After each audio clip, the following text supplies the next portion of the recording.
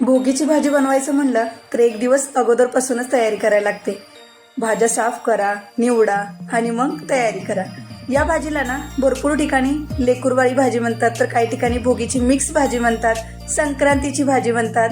वेगवेगळ्या भागात वेगवेगळ्या नावाने हिला असं बोललं जातं. तर अशीच एक मस्त भाजी जी वर्षातून आपण एकदाच बनवतो आणि त्याच्यामध्ये भरपूर अशा भाज्या वापरल्या जातात, अशीच एक रेसिपी मी तुम्हाला शेअर केले. त्यासाठी नमस्कार मंडळी, मी प्रियांका आणि तुम्हा सर्वांचं प्रियास फूडीमध्ये मनापासून स्वागत. व्हिडिओ आवडला तर एक लाईक नक्की करा. तुम्ही चॅनलवर जर नवीन असाल तर सबस्क्राईब करायला मात्र विसरू नका. तर इथे आपल्याला ना पालेभाज्या वापरायच्या आहेत, कडधान्य वापरायच्या, शिवाय आपल्याला फळभाज्या सुद्धा वापरायची. तर त्या कशा आणि किती वापरायच्या ते सगळं साहित्य मी खाली तुम्हाला डिस्क्रिप्शन बॉक्समध्ये दिलेलं आहे, एकदा तुम्ही चेक करू शकताय. तर इथे मी वाटाणा घेतलाय, पावटा घेतलाय, त्यासोबतच हरभरे घेतले ज्याला हवळा सुद्धा म्हणतात, आणि इथे मी घेवड्याची शेंग घेतलेली आहे, त्यासोबतच मी इथे पापडी सुद्धा घेतलेली आहे. तर आता इथे बघा, घेवड्याची शेंग आणि पापडी ही कशी असते मी तुम्हाला ती एकदा दाखवते. तर हे बघा, घेवड्याची शेंग ना अशी फुगीर असते, तुम्ही बघू शकता. भरपूर लोकांना माहिती असेल पण काही लोकांना माहिती नसेल, तर एकदा मी फरक सांगते तुम्हाला. आणि पापडी ना अशी चपटी असते. हे बघा, या दोघांमधले ना तुम्ही जर दाणे जर बघायला गेल्या ना, बिया ज्या असतात त्या अगदी ना सेमच असतात, काही फरक नाहीये बियांमध्ये. तुम्हाला एकदा दाखवते मी.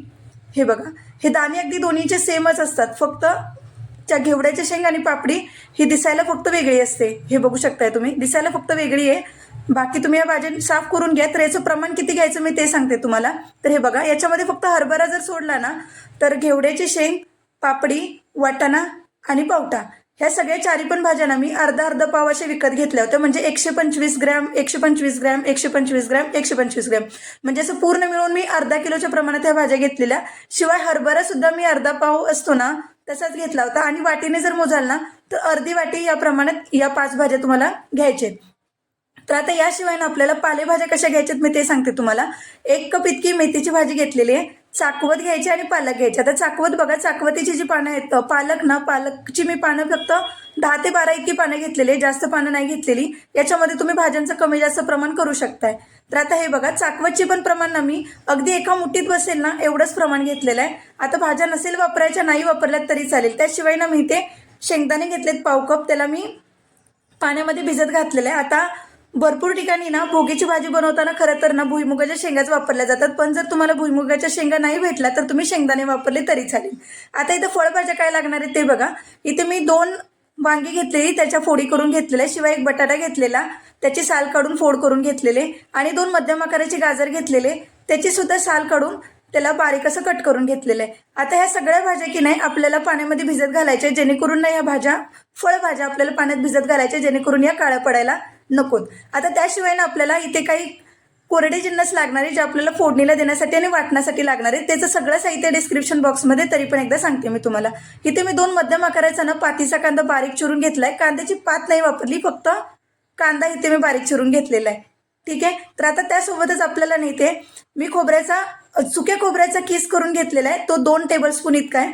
त्यासोबतच ना इथे मी 2 टेबलस्पून इतकी ना लसणाची पात वापरली. तर लसणाची पात जर तुम्हाला नाही भेटली ना तर 10 ते 12 लसणाच्या पाकळ्या वापरू शकता. इथे मी पाव कप इतकी कोथिंबीर घेतले, 1 टेबलस्पून जिरे घ्यायचेत, आणि 3 टेबलस्पून इतके आपल्याला तीळ लागणार आहेत. तीळ इथे मी गावरान तीळ घेतलेले आहेत. तर त्यासोबतच आपल्याला काही खडे मसाले लागणार आहेत. तर हे बघा, इथे मी लवंगा घेतलेले आहेत 5 ते 6, आणि मिरे लागणार आहेत आपल्याला 5 ते 6. त्यासोबतच ना आपल्याला इथे लागणार आहेत, हे बघा, एवढं साहित्य आपल्याला फक्त वाटण्यासाठी लागणार आहे. कांदा सोडून हे सगळे कोरडे जिन्नस आपल्याला भाजून घ्यायचेत आणि मग वाटण करून घ्यायचे. आता इकडचे जिन्नस काय लागणार आहेत ते सांगते मी तुम्हाला. तर हे बघा, ½ टीस्पून मोहरी लागणार आहे, त्यासोबतच आपल्याला पाव टीस्पून हळद लागणार आहे, पाव टीस्पून हिंग लागणार आहे, 1 टीस्पून मीठ लागणार आहे, आणि 1 टेबलस्पून इतका ना लसणाची पात घेतलेली आहे. तर लसणाची पात नसेल तर 5 ते 6 लसणाच्या पाकळ्या घ्या, आणि मग त्याला ठेचून तुम्ही याच्यामध्ये वापरू शकता. आता मला लसणाची पात भेटली म्हणून मी याच्यात पण लसणाची पातच वापरली. आता यासोबतच आपल्याला 1 टेबलस्पून इतका काश्मीरी मिरची पावडर घेतले, त्यासोबतच तुम्ही बेडगी मिरची पावडर पण वापरू शकताय. आता इथे आपल्याला बाकीचे जिन्नस लागणार आहे. तर इथे 1 मध्यम आकाराचा टोमॅटो ना बारीक चिरून घेतलाय, त्यासोबतच ना 2 टेबलस्पून इतका घाटी मसाला घेतलाय. त्याच्याऐवजी ना तुम्ही कांदा लसूण मसाला वापरला तरी चालेल. 1 टेबलस्पून इथे आपल्याला शेंगदाण्याचं कूट लागणार आहे, आणि त्यासोबतच नाही ते 3 टेबलस्पून इतकं ना कारळ्याचं कूट घेतलेलं. तर कारळे म्हणजे काय, तर हे बघा, असे लांबट काळे तीळ असतात. तुम्ही किराणा मालाच्या दुकानात जरी विचारलं ना की काळे तीळ असे लांबट द्या, तरी ते तुम्हाला देतील. आता माझी आई असं म्हणायची की कारळ्याचं कूट जर भाजीमध्ये नाही वापरलं तर त्याशिवाय भाजीला चवच लागत नाही. तर सगळ्यात पहिल्यांदा आपल्याला गॅसवरती ना कढई गरम करून घ्यायचे. तर आता मी हीच कढई ना सगळ्यासाठी वापरणार आहे बरं का. तर सगळ्यात पहिल्यांदा आपल्याला जे वाटण करायचं ना ते मसाले आपण भाजून घेऊयात. तर सुरुवातीला खोबरं भाजून घ्यायचं. खोबरं हलकंसं लाल होत आलं की त्याला आपण एका प्लेटमध्ये काढून घेऊयात. खोबरं भाजून झालं की त्याच कढईमध्ये तीळ घालायचे. ते सुद्धा आपल्याला मध्यम आचेवरतीच भाजायचे आहेत. तीळ चांगले उडायला लागले की त्याला पण आपण त्याच प्लेटमध्ये काढून घेऊयात. आता याच कढईमध्ये मी जिरे आणि काही खडे मसाले जे घेतलेले ते सुद्धा भाजून घेते. लवंग आणि मिरी ते सुद्धा आपल्याला जास्त वेळ नाही भाजायचे, कमी गॅसवरती अगदी हलकेसे भाजून घ्यायचे आणि त्याच प्लेटवरती आपल्याला ह्याला काढून घ्यायचे. तर आता हे बघा, हे सगळे ना कोरडे जिन्नस आपण भाजून घेतलेले आहेत आणि त्यासोबतच आपल्याला नाही ते लसणाची पात आणि कोथिंबीर हे सगळं वाटण्यासाठी लागणार आहे. सगळ्यात पहिल्यांदा हे आपण सगळं व्यवस्थित असं थंड करून घेऊयात. हे थंड होतंय तोपर्यंत आपण आपल्या पालेभाज्या चिरून घेऊयात. तर आता ना चाकवत आणि पालकची जी भाजी आहे ना ती सुद्धा चिरून घ्यायची. त्यासोबतच ना मेथी आहे ना ती सुद्धा आपल्याला बारीक चिरून घ्यायचे. तर आता हे मसाले आपले थंड झालेले आहेत. आपण मिक्सरच्या भांड्यामध्ये याला काढून घेऊयात. आता याच्यामध्ये ना मी लसणाची पात आणि कोथिंबीर लगेच वापरणार नाहीये बरं का. फक्त एवढेच मसाले आपल्याला मिक्सरला फिरवून घ्यायचेत. तर हे बघा, हे वाटण झालेलं आहे. आता यामध्ये आपल्याला कोथिंबीर घालायची आणि लसणाची पात घालायची. आता याच्यामध्ये मी पाणी वापरणार नाहीये. जर तुम्हाला पाण्याची गरज वाटलीच तर पाण्याचा वापर करा, नाहीतर बिना पाण्याचं तुम्ही ह्याला फक्त असंच फिरवून घ्या. तर तुम्ही हे बघू शकता वाटण किती छान झालेलं आपल्याला, कारण जी लसणाची पात होती ना ती पण अशी ओलसर होती, त्यामुळे पाण्याचा आपल्याला बिलकुल वापर करायची गरज नाही पडलेली. आता कढईमध्ये ना तीच कढई मी आता गॅसवरती गरम करायला ठेवलेली आहे. कढईमध्ये ना 4 मोठे चमचे तेल घालायचे, 4 टेबलस्पून इतकं, कारण तेलाचा वापर जास्त होणारे भाज्या आपल्या जास्त आहेत म्हणून. तेल गरम झालं की मोहरी घालायची. मोहरी चांगली तडतडली की लगेच कांदा घालून घेऊयात. आता कांदा आपल्याला ना चांगला लालसर होईपर्यंत भाजून घ्यायचा आहे. सोबतच आता त्याच्यामध्ये लसणाची पात आणि टोमॅटो पण आपण भाजून घेऊयात. टोमॅटो भाजत आला की आता याच्यामध्ये ना आपल्याला हलकंसं भाजून घ्यायचं. आता याच्यामध्ये जे आपण वाटण करून घेतलेलं ना ते वाटण आपण याच्यामध्ये घालून घेऊयात. वाटण घातलं की त्याला परत एकदा व्यवस्थित असं मिक्स करायचं. तर हे बघू शकता अगदी कोरडं आहे पूर्ण, म्हणून याच्यामध्ये मी अगदी थोडंसं पाणी घालून घेते. आता पाणी घातलं की तुम्ही बघू शकता की ते सैलसर असं झालेलं आहे. आता या स्टेजला ना आपल्याला याच्यामध्ये जे आपण कोरडे जिन्नस घेतलेले जे पावडर मसाले ते घालून घेऊयात. हळद घालायची, हिंग घालायची, काश्मीरी मिरची पावडर घालूयात आणि सोबतच घाटी मसाला घालायचा आहे. आता ह्या मसाल्याला ना परत एकदा व्यवस्थित असं मिक्स करून घ्या. तर इथे बघा मी घाटी मसाला ना 2 टेबलस्पून इतका घेतलेला आहे. जर तुम्हाला याच्यामध्ये तिखटाचं प्रमाण जर जास्त वाटत असेल ना तर थोडं कमी केलं तरी चालेल. तर याच्यामध्ये ना आता अगदी थोडंसं पाणी घालायचं, कारण कोरडे मसाले तर कढईला चिकटू शकतात. तर थोडंसं पाणी घालून ना परत त्याला अगदी सैलसर आपण करून घेऊयात. तर हे बघू शकताय. आता याच्यामध्ये ना आपल्याला जे आपण कडधान्य घेतलेले ना ती सगळी कडधान्य आपण ह्याच्यामध्ये सुरुवातीला घालून घेऊयात. तर हे बघा सगळी कडधान्य घातली ना की परत एकदा त्याला व्यवस्थित असं मिक्स करून घ्यायचं. तर हे बघू शकताय. आता याच्यामध्ये पालेभाज्या घालायच्या आणि ज्या फळभाज्या घेतलेल्या ना त्या आपण एकदम सोबतच आपण याच्यामध्ये आता घालून घेऊयात. जे शेंगदाणे घेतलेले ते पण लगोलग घालूयात आणि याच्यामध्ये सोबतच आता ना मीठ पण याच्यामध्ये आता लगेचच आपण घालून घेणार आहोत.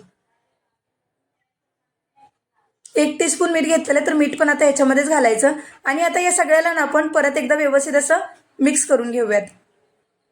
तर आता हे बघा याच्यामध्ये ना आपल्याला लगेच आता पाण्याचा वापर करायची गरज नाहीये. ह्या भाज्या घातल्यानंतर ना ह्याला परत एकदा व्यवस्थित असं मिक्स करून घ्यायचं, कारण पालेभाज्यांना ना स्वतःचा असा पाण्याचा अंश असतो ना त्याच्यासाठी. आता झाकण ठेवूयात आणि फक्त ना 1-5 मिनिटासाठी आपण ह्याला वाफ काढून घेऊयात. तर इकडे ना मी सोबतच बाजूला ना पाणी सुद्धा गरम करायला ठेवणार आहे.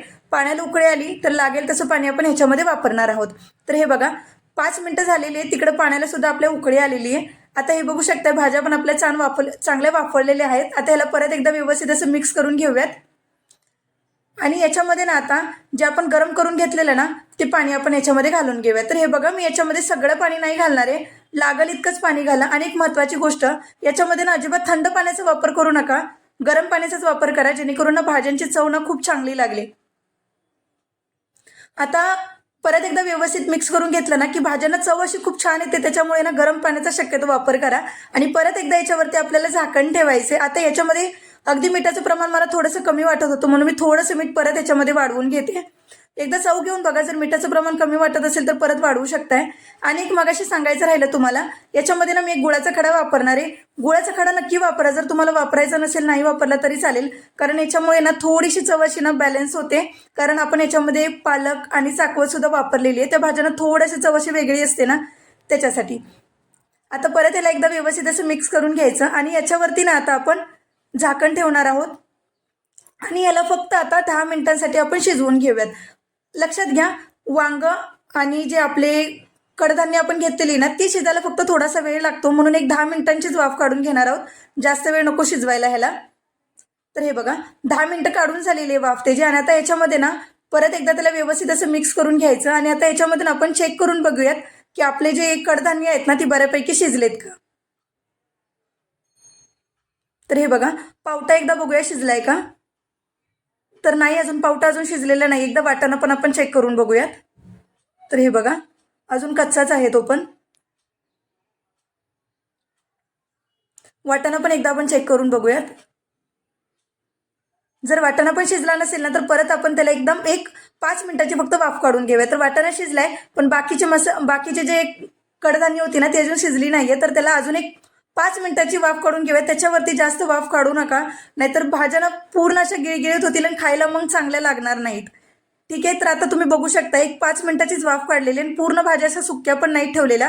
अगदी थोडंसं पाण्याचा अंश मी त्याच्यामध्ये शिल्लक ठेवलेला आहे, कारण आपल्याला याच्यासोबत एक भाकरी सुद्धा करायची. तर आता सगळ्यात शेवटी याच्यामध्ये शेंगदाण्याचं कूट घालायचं. लक्षात घ्या, शेंगदाण्याचं कूट सुरुवातीला अजिबात नाही वापरायचं आणि सगळ्यात शेवटी कारळ्याचं कूट घालायचं. आणि परत एकदा ह्याला व्यवस्थित असं मिक्स करून घेऊयात. तर हे बघा परत एकदा व्यवस्थित असं मिक्स करून घ्यायचं आणि झाली आपली भोगीची भाजी तयार. बघा किती वेळ लागला. भाजी तयार करायला वेळ लागत नाही, फक्त भाज्या साफ करून घ्यायला वेळ लागतो. आता याच्यासोबत ना आपण मस्त अशी बाजरीची भाकरी सुद्धा करणार आहोत, तर ते सुद्धा मी तुम्हाला दाखवते. तर हे बघा मी एका भाकरीचं पीठ घेतलं होतं, तर अगदी थोडंसं मळून घ्यायचं भाकरीचं पीठ आणि याची आपण आता भाकरीत थापून घेऊयात.